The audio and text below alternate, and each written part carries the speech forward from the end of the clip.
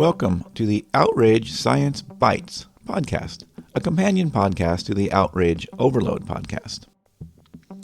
This is day 5 of the NaPodPoMo challenge. That's a 30-day challenge to post an episode every day of the month of November, one episode a day. And so that's what we're doing. So in today's episode, I'm going to talk about some stuff I probably should have talked about in episode 1 on day 1. But here we are in day 4, so, well, that's when we're going to talk about it. So the Outrage Overload podcast, we talk about outrage porn. And in fact, outrage porn was kind of a initial concept to start the whole show. So let me describe what I mean by outrage porn. Though it's not the kind of porn with the triple X's. I guess it could be in some way, but generally it's not the kind of porn with triple X's. It's talking about the idea of media that is intended to make us outraged, usually morally outraged, morally indignant, and otherwise outraged. Maybe disgust, anger, probably the two main emotions that the media is intending to produce. So that's the outrage part of outrage porn. And then the porn part of outrage porn is that we find we actually are attracted to these things. And there's a lot of different science about that and what are some of the reasons for that. It ranges from reinforcing some of our moral ideas. If we see people on the other side doing bad things, that makes us feel better about our side, makes us feel better about the choice we made to pick our side. People on the other side are bad, they're evil, and when we see them doing bad things, it just reinforces our sense that they're evil. But there's also some other odd psychology about humans where we lean towards negative emotions and negative things, and we won't talk about all of those things today, but that's where outrage porn comes from. It has the outrage aspect where it's media or messaging intended to produce outrage, or trigger outrage emotions or strong emotions, typically indignation and anger. And we see this in news media, we see this in social media, and we see this even in political campaigns. We see this often the particular candidate isn't saying anything about what they're going to do. They're just telling you how terrible the other person is.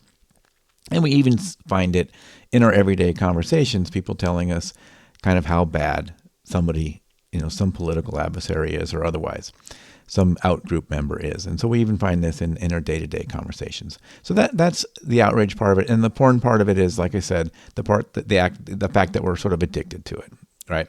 So that's how I use the term outrage porn on the Outrage Overload podcast.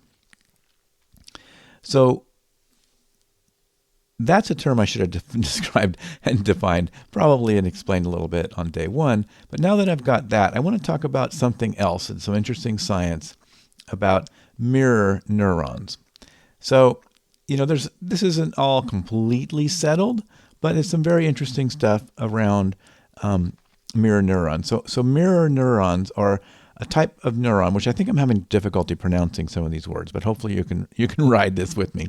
So mirror neurons are a type of neuron in the brain that fires when we perform an action or observe someone else performing the same actions.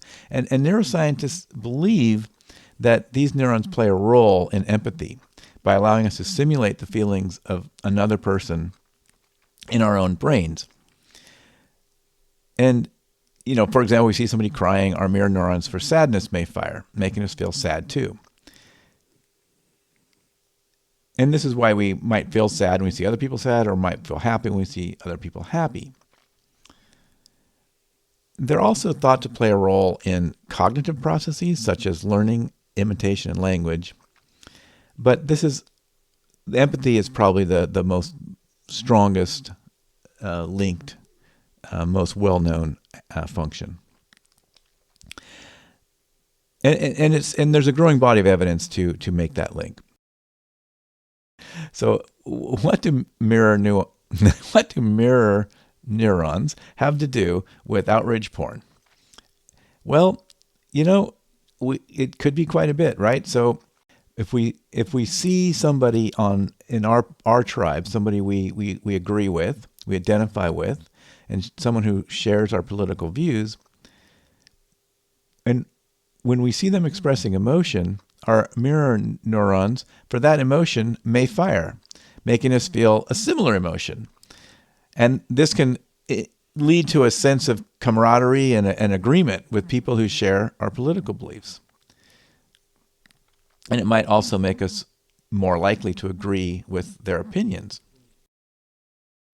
Let's say if we see a video of someone who shares our political views giving a speech about their beliefs, those mirror neurons for emotions such as patriotism, anger, and joy may fire. And that makes us feel the same emotions. And that can make us feel more connected to the person giving the speech and more likely to agree with their views.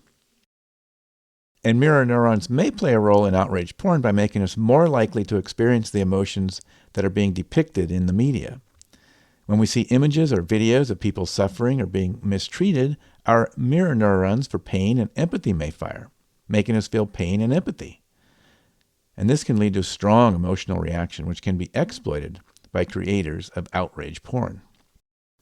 Well, let's say it's a news article or social media post that shows images of people suffering from war or violence. And they, in other words, using outrage porn to evoke strong emotions. Our mirror neurons for pain and empathy may fire, making us feel pain and empathy ourselves. And this can lead to us feeling angry and outraged. And that can be exploited by the creator of the outrage porn to promote whatever political agenda. So that's what I'll end with on this Day 5 episode of the 30-Day Challenge. We talked about outrage porn and mirror neurons and how the two might relate. If you like this kind of content, you might enjoy the long-form Outrage Overload podcast, where we dive deep into these issues with actual experts, scientists, researchers, authors. You can find that at outrageoverload.net. Thanks for listening, and watch for another episode tomorrow.